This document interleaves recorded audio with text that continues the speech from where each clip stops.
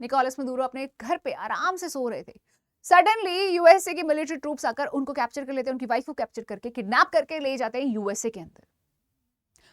ये सभी चीजें पहले तो लग रहा था कि एक क्लू था कि हाँ यूएसए ने की है, पर यूएसए ने खुद ने यह चीजें जो है क्लियर कर दी कि हाँ प्रेसिडेंट निकोलस मदुरो जो कि वेनेजुएला के प्रेसिडेंट है और उनकी वाइफ, दोनों को हमने कैप्चर कर लिया है और अब ये लोग यूएसए के अंदर हैं।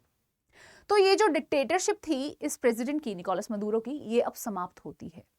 पर बता दे, ये वेनेजुएला जो है ये साउथ अमेरिका की कंट्री है जिसकी कैपिटल कैरेकस है और यहाँ पे सेंट्रल पार्ट में ओरिनोको में सबसे ज्यादा ऑयल रिजर्व्स पाए जाते हैं। ये सभी चीजें लिंक्ड हैं, जैसे सीआईडी देखिए ना, उसी तरीके से हर एक चीज लिंक्ड है। और यही यहाँ तक नहीं है, इसके पीछे बहुत बड़ा मास्टर माइंड और एक प्लान है जो ये हमेशा से फॉलो करता है। जैसे क्रिमिनल होता है ना कि एक मर्डर करने के बाद उसे पता चल जाता है कि किस तरीके से दूसरे को अटेम्प्ट करना है, ये वही चाल है।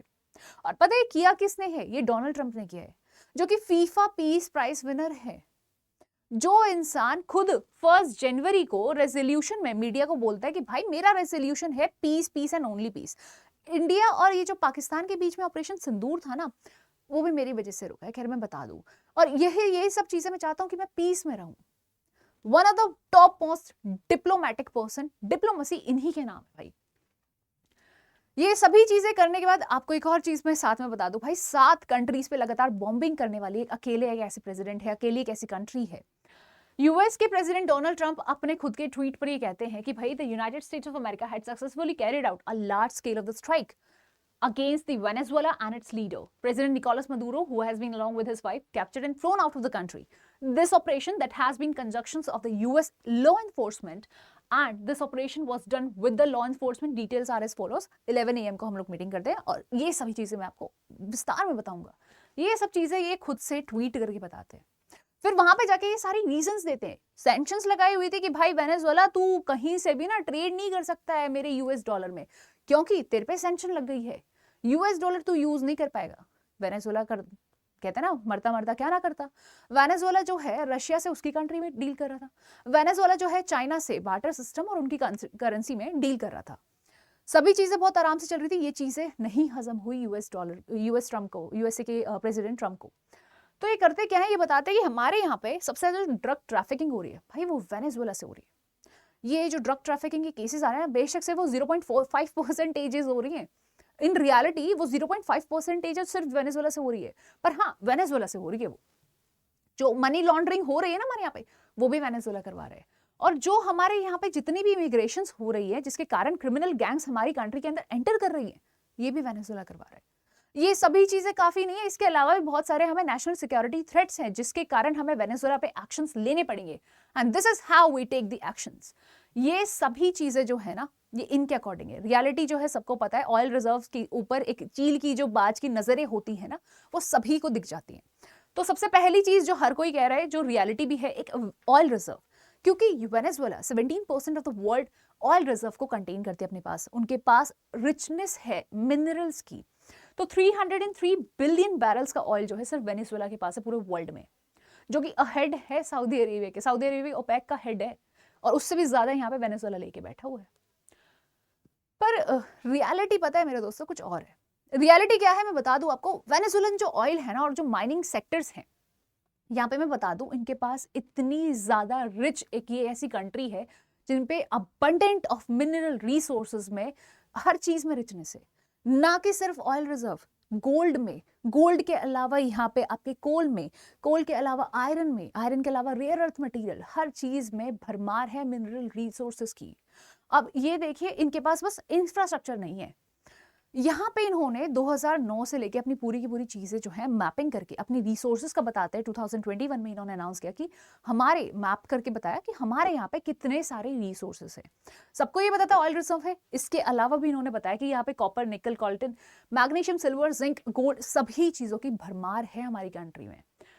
अब देखिए ये चीजें सभी को पता है, और वेनेजुएला $20 ट्रिलियन इकोनॉमी है, सिर्फ मिनरल्स के बेसिस पे कह रहे हैं, सिर्फ मिनरल्स के बेसिस पे, चाहे वो गोल्ड है, चाहे वो कोल है, चाहे वो आपके आयरन है, चाहे वो रेयर अर्थ मटेरियल है, चाहे ऑयल एंड गैसेस है, इन सभी को मिला के वो $20 ट्रिलियन इकोनॉमी है। और इतनी बड़ी इकोनॉमी को कैप्चर करने के लिए, जिसे पता है कि वो अपनी रिसोर्सेज को यूज नहीं कर पा रहे हैं। पहले का टाइम था जब वहां पे ऑयल्स वगैरह पाए गए थे, तो तब का समय था कि उनको सिर्फ और सिर्फ एक रॉयल्टी चाहिए होती थी, टैक्सेस चाहिए होते थे, और उनकी दूसरी कंपनीज और कंट्रीज की कंपनीज आकर वहां के मिनरल्स को अपने एक्सट्रैक्ट कर सकती थी और उनको टैक्सेस और रॉयल्टी दे देती थी।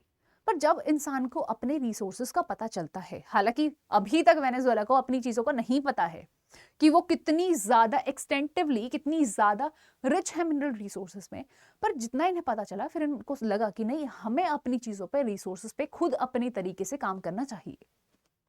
जो धीरे धीरे हर चीज, ब्रिटिश भी हटा, फिर यूएसए भी हटा, वापस यूएसए को लगा कि नहीं यार, ये कंट्री कैसे, अगर इसे एक्वायर कर लिया तो बहुत कुछ हो सकता है। और वो बहुत कुछ क्या है, देखिए यूएसए जो है सब चीजें पहले से ही प्लान करके चल रही है। ये जनवरी से पहले से ही प्लान था कि किस तरीके से हमें इस पूरे की पूरे कंट्री को एक्वायर करना है। तो ये जो कंट्री है, ये कंट्री के थ्रू ये अपने पूरे आगे के फर्दर फ्यूचर प्लान्स को अपने कर सकता है। कैसे? यूएसए के ऊपर एक कर्जा है, कर्जे में कम से कम उसको यहाँ पे $2 ट्रिलियन इकोनॉमी जो है, कम से कम इंटरेस्ट पेमेंट $2 ट्रिलियन की तो इंटरेस्ट पेमेंट करनी है, और आगे भी 2034 तक इंटरेस्ट पेमेंट करनी है। भाई इसके पास वो पैसे और ज्यादा कहां से आएंगे जब ये चाहता है कि दूसरी कंट्रीज को भी ये कैप्चर कर ले? तो वो पैसे का जुगाड़, ये सभी इंटरेस्ट पेमेंट का जुगाड़, ये सभी के सभी लोन्स और डेप्ट जो है, डेप्ट की पेमेंट्स का जुगाड़, ये सभी चीजें हैं ये पूरी की पूरी मिनरल रिच कंट्री, जिसको पूरी तरीके से एक्वायर कर चुका है डोनाल्ड ट्रंप। अब यहाँ पे आप देखोगे लोग इनको अपोज कर रहे हैं कि जिस तरीके से आपने यहाँ पे एक्शंस लिए ना, उसके इसके अकॉर्डिंग तो ये तालिबान बन चुका है, और आगे अगर ऐसे नेशंस को आप करोगे तो वो तो तालिबान में ही कन्वर्ट हो जाएगा। पर चक्कर क्या है, यूएसए के जो प्रेसिडेंट है ना डोनाल्ड ट्रंप, और ये पहले से यूएसए को ही ये बहुत अच्छे से पता है कौन सी कंट्री को कब हाथ लगाना है और किस समय पे उसको बुरी तरह जकड़ लेना है। चाहे हम इतनी पूरी पुरानी अपनी कंट्रीज की बात करें, इराक, खैर इराक का तो सभी को आपको पता होगा, इराक ने भी जब उसको अपोज किया था उसका क्या हाल हुआ था। ठीक है, लिबिया का हाल आपको पता होगा, अभी उसको भी डिस्कस करेंगे। अब बारी ग्रीनलैंड की है, ग्रीनलैंड अपने खुद से ट्वीट पे कह चुके हैं कि ग्रीनलैंड हमें चाहिए। अभी वेनेजुएला पे हथकंडा अपनाया ये, अब ग्रीनलैंड की बारी है।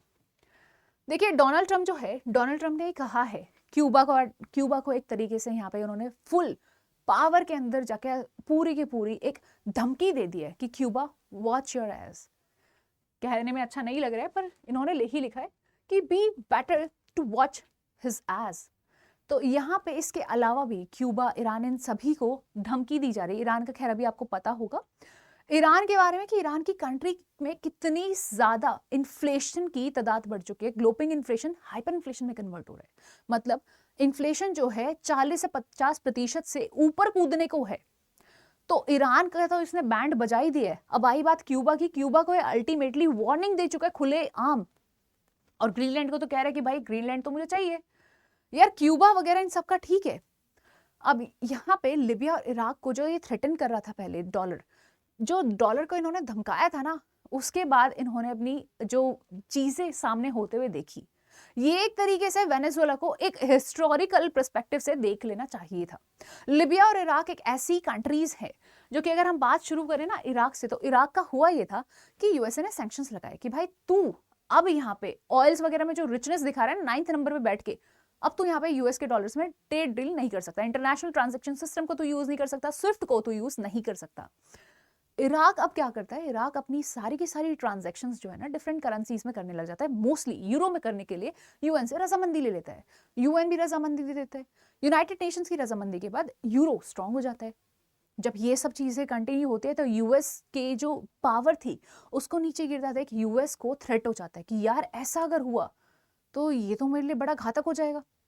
सेम केस होता है कि भाई लिबिया के अंदर, लिबिया में जिस तरीके से वो लोग अफ्रीकन करेंसीज को प्रमोट कर रहे थे, ये कहता है यार ऐसे ही चलता रहा तो यूएस डॉलर को कौन मानेगा, और कौन मेरे यहाँ पे जितनी भी ऑयल की ट्रेड डील्स होती है भाई, मेजरली भाई देखो सिंपल चीज है कि ऑयल की जितनी भी ट्रेड डील्स है वो होनी है यूएस डॉलर के अंदर, और अगर यूएस डॉलर के अंदर वो होनी है तो यहाँ पे यूएस के डॉलर को अगर आप नहीं मान रहे हो तो वो international transaction system, Swift system, ये सभी चीजें गई। तो ये सब चीजें उसके लिए थ्रेटनिंग थी, जिसके कारण वहां पे भी ये सब चीज end of the dollar war ये सब हुआ, राइट। अब सेम चीज वेनेजुएला ने की, वेनेजुएला के साथ भी यही हुआ। यहाँ पे आपको क्या लगता है दूसरे नेशंस क्या कर रहे हैं? पर सबसे बड़ी बात है कि इतनी बड़ी चीज हो जाने के बाद अदर कंट्रीज क्या कर रही हैं? ये वो एरा नहीं है कि आप कैप्चर करोगे और सभी लोग शांत बन जाएंगे। डेमोक्रेसी का एरा है। डेमोक्रेसी यहाँ पे पीक पर चढ़ के बोलती है। तो सबसे पहले अगर बात करें व्लादिमीर पुतिन की, तो पुतिन यहाँ पे सबसे पहले बोल चुके हैं कि भाई ये जो एक्शंस यूएसए की तरफ से किए गए हैं ना, ये सारे ही एक्शंस बिल्कुल गलत है। जैसे उन्होंने पहले यूगोस्लाविया, इराक, सीरिया, इन सभी के साथ, लिबिया के साथ किया, ये सभी एक्शंस बहुत ही ज्यादा गलत है और निंदनीय है।